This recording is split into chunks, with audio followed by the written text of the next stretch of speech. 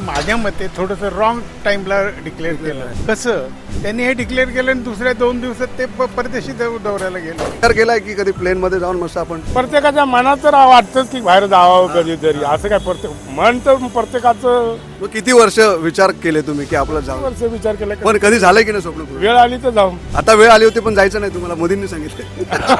आता मोदी 2014ला सर्वांना घरं देऊ त्याचं अजून पूर्ण नाही केलं महाराष्ट्रामध्ये. ते मेन आहे ना. हे फिरायचं जाऊ द्या राहू द्या. चांगलं आहे. आता ते देशावर तशी परिस्थिती आली म्हणून त्यांनी तसं केलेलं आहे. ते पण मानायला पाहिजे लोकांना. भाव वाढले, सगळंच वाढले. प्रायव्हेट ऑइलचे 40-50 रुपयाने डायरेक्ट भाव वाढले. सीएनजी ऑइलचे 40 रुपयाने भाव वाढले. अशी मजबुरी झाली की लग्न करायचं का नाही करायचं. हा लग्न करायचं की नाही करायचं. पुढे हनीमूनला जर फॉरेन ट्रिपला जायचं असेल तर सध्या टाळा म्हणजे काय. आणि ते काय आजकालच्या पोरांना तर म्हटलं तर तुम्ही त्यांना तर पाहिजे फॉरेन ट्रिप. पैसा जास्त असतो तर खर्च करू शकतो. आपल्याकडे पैसा, आपण गरीब माणसं, आपण थोडी एवढा पैसा खर्च करतो. हॅलो हाय, कसं काय? मी आरजे अमोल. तुम्हाला सगळ्यांना माहिती की आपले भारताचे पंतप्रधान नरेंद्र मोदी यांनी आवाहन केलं. त्याच्यानंतर लोकांमध्ये चिंता वाढली आहे. तर चिंता ह्यासाठी की लोकांना परदेशात जायचं किंवा देशात पण ठिकठिकाणी फिरायचं तर काटकसर करावी लागते आणि त्यासाठी लोक तयार आहेत का? म्हणजे त्यांनी आवाहन केलं आहे पण लोक त्याचं पालन करणार का? या विषयावरती आपण आज चर्चा करणार आहोत. सो वेळ न घालवता लेट्स गो. सर, मोदीजींनी एक आवाहन केलं की आता तुम्ही परदेशात जाताना यात्रा जराशी टाळा. मग तुम्ही ऑटो रिक्षा चालवता. संधी कधी विचार केलाय की कधी प्लेनमध्ये जाऊन मस्त आपण प्रत्येकाच्या मनात तर वाटतंच की बाहेर जावं कधीतरी. असं काय मन तर प्रत्येकाचं. मग किती वर्ष विचार केले तुम्ही की आपलं जाऊ वर्ष विचार केला. पण कधी झालंय की नाही स्वप्न पूर्ण? वेळ आली तर जाऊ. आता वेळ आली होती पण जायचं नाही तुम्हाला मोदींनी सांगितलं. आता म्हणायला एक जागा निर्माण झाली. काय मग तुम्ही काय प्लॅन केलं की नाही घरातल्यांना बाहेर घेऊन जायचं असं? आता जायला तर वाटतं पण काय मोदीजींनी आवाहन केलं, स्टॉप केलं. मोदीजींनी स्टॉप केलं. मोदीजींनी 2014ला सर्वांना घरं देऊ त्याचं अजून पूर्ण नाही केलं महाराष्ट्रामध्ये. ते मेन आहे ना. हे फिरायचं जाऊ द्या राहू द्या पण ते मेन आहे ना. ते पहिलं करायला पाहिजे होतं ना. गरिबांसाठी घरं देऊ 2014ची गोष्ट नाही. ते अजून अंमलात नाही. खूप आवडलं तुम्हाला? काय झालंय, मोदींनी काय सांगून काहीच नाही केलं. फक्त लोकांना चुत्या बनवायची कामं केली. गरीबच राहिला. गरीबच राहिला. खालच्या माणसासाठी काय काय काय केलं? गरीबासाठी काय आहे? काहीच नाही. फक्त सार्वजनिक टॉयलेट बांधलं तेवढं, म्हणजे गाव खेड्यात तेवढं एक सगळं चांगलं काम झालंय. बस तेवढंच. बाकी सगळे आश्वासन दिली आणि सोडून दिली. मग ते त्याच्यावरती पिक्चर निघाला होता, टॉयलेट एक प्रेम कथा, आठवतं का? त्याच्यानंतर इंटरव्ह्यू पण आला होता. पण तेवढंच काम चांगलं म्हणायला लागलं की सर्वसामान्याला ते मिळालं. गरीबापासून पाक श्रीमंतापर्यंत खेड्यागावातल्या लोकांनी जे कुठं उघड्यावर जायला लागत होतं ते बंदिस्त मध्ये झालं. तेवढंच काम चांगलं झालं. बाकी मग मोठ्या लोकांची कामं झाली, गरिबांची नाही झाली. त्यांनी केलेले सगळेच आव्हान आतापर्यंत भारतीयांनी पाळलेत. म्हणजे जे नोटबंदी असेल, नोटबंदीला बरोबर सगळेच आव्हान आपण पाहिले. नोटबंदी असेल पाहिले. पण आता हे 5 आव्हान जे केलेले आहेत त्यातला सगळ्यात महत्त्वाचं म्हणजे पर्यटन स्थळ जे आहे. तुम्ही परदेशात जायचा प्लॅन करत असाल तर थोडा वेळ थांबा. का थांबा? काय वाटतं तुम्हाला? चांगलं आहे. आता ते देशावर तशी परिस्थिती आली म्हणून त्यांनी तसं केलेलं आहे. ते पण मानायला पाहिजे लोकांना. बरोबर. याच्यात फायदा सुद्धा आहे. फायदा आहे ना. पैसे वाचतील. परत तुम्ही ही डबगाईला आला देश तर मग काय करणार. बरोबर. इथूनच नाही केलं तर त्यांचं पण बरोबर आहे मोदीचं. त्यांनी दिले आव्हान सगळ्यांनी. काहीतरी विचार करूनच केलं असणार. हो, त्यांनी विचार करूनच केलाय ना. त्यांना समजतंय ना तिकडे. पाहिजे ना. एकाच्या घरात 4 आणि 5 स्कूटर आहे. मग काहीतरी कायदा आणायला पाहिजे. ज्याला कामाची गरजच आहे गाडीची त्यालाच गाडी द्या. बरोबर. काका, फॉरेन ट्रिप वगैरे केली का कधी?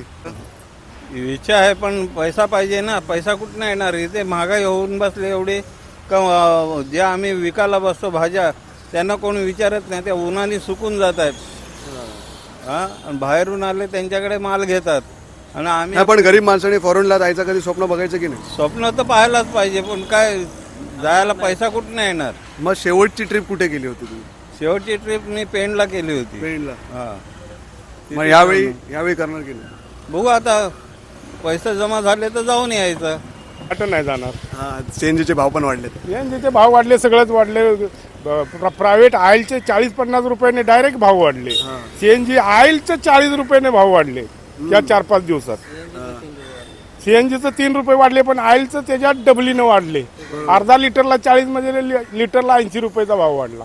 महाबळेश्वरचं ठीक आहे, इथून कल्याण डोंबिवलीला जाताना पण विचार करावा लागतो. आता काय करायचं, बेकार परिस्थिती आहे. त्यातलं ते म्हणतात की परदेशी दौरे तुम्ही टाळा. काय वाटतं तुम्हाला सर्वसामान्य नागरिक म्हणून जेव्हा एखादा प्लान बरोबर केलंय ना, अवंत करा. इंधन वाचायला पाहिजे. इंधनची मारामारी चालली आहे वर्ल्डभर वगैरे, तर त्यांना इंधन वाचायलाच पाहिजे. पण त्याच्याच बरोबर त्यांच्या मंत्र्यांना वगैरे त्यांना पण सांगायला पाहिजे ना. तर त्यांचे सगळे जे अलाउन्सेस आहेत ते बंद करा ना पहिले. बरोबर कॅन्टीन अलाउन्स आहे. तुम्ही मी 400 रुपयात महिनाभर वर्षभर करतो फोन, त्यांना 15,000चा कशाला अलाउन्स देत आहे? बरोबर हे कळत नाही का? बाकीच्या गोष्टी कळत नाही का? सरकारला कळतं, पण ते का नाही करत ते या गोष्टीचे? करायचं ना, सगळ्यांनी करायचं. एकट्या मी करायचं, तुम्ही करायचं आणि तुम्ही मजा करायची. पण मग आता मुख्यमंत्री असतील की बाकी नेते मंत्री मंडळी असतील ते EV व्हेकल वापरत आहेत, मग ही स्टंटबाजी वाटते? नाही, स्टंटबाजी वाटत नाही, पण त्यांच्याबरोबर तो ताफा आहे ना, तो कमी करा. हां, त्यात पण मग ई व्हेकल जरी वापरत असेल त्यात पण कमी करा. हा ई व्हेकल वापरतात ना ते इलेक्ट्रिक. हा, काही असू दे, इंधनच आहे ना ते शेवटी. ते दुसरीकडे कामाला येईल ना. आणि कशासाठी तुम्हाला एवढे ताफे लागतात? बरोबर. गरज काय तुम्हाला? बरोबर. आणि दुसरी गोष्ट, मोदींनी जे हे डिक्लेअर केलं ते माझ्या मते थोडंसं रॉंग टाईमला डिक्लेअर केलं. कसं की त्यांनी हे डिक्लेअर केलं आणि दुसऱ्या 2 दिवसात ते परदेशी दौऱ्याला गेले. तुम्ही सगळ्यांना सांगता की परदेशी दौरे करू नका, आणि तुम्ही स्वतः करता. असं नको ना. हे बरोबर नाही ना. हे करायचं होतं ना, तुम्ही अगोदरच करायचं होतं. पण तेव्हा तुम्हाला निवडणुका होत्या. हे सगळे त्यांचे काय माहिती आहे का, की तुम्ही तुमचे पॉलिटिकल हे जे आहे ना, लागे बंदे म्हणा किंवा तुमचे विचार म्हणा, ते त्याप्रमाणे तुम्ही सगळ्या गोष्टी करतात, वागतात वगैरे. त्याला काय अर्थ नाही. बरोबर. तुम्ही आता ते तुमच्या महाराष्ट्रामध्ये, आपल्या महाराष्ट्रामधले काही जण गेलेत, बाहेरच्या या देशामध्ये गेले, स्टडीसाठी कुठेतरी गेलेत. ते कशासाठी मग गेलेत? बंद नाही सांगितलं होतं ना, चीफ मिनिस्टरने नाही सांगितलं होतं, मग काय गेलेत ते? बरोबर. म्हणजे बाकीच्या सगळ्या गोष्टी आहे ना, तुम्ही मागच्या दरवाज्याने करत राहायच्या आणि सर्वसामान्यांना सांगायचं सांगायचं नाही. ते चुकीचं आहे, ते चुकीचं आहे. हे चुकीचं आहे. ते सर्वसामान्य जनतेला यावेळी मान्य नाहीये. Correct. नोटबंदी केली, आम्ही मान्य केली. बरोबर. लॉकडाऊन केला, आम्ही मान्य सगळं केलं. तुम्ही टाळ्या वाजवल्या, आम्ही केलं. तुम्ही जे सांगा आम्ही करतो. करेक्ट. पण मग तुम्ही का नाही करत?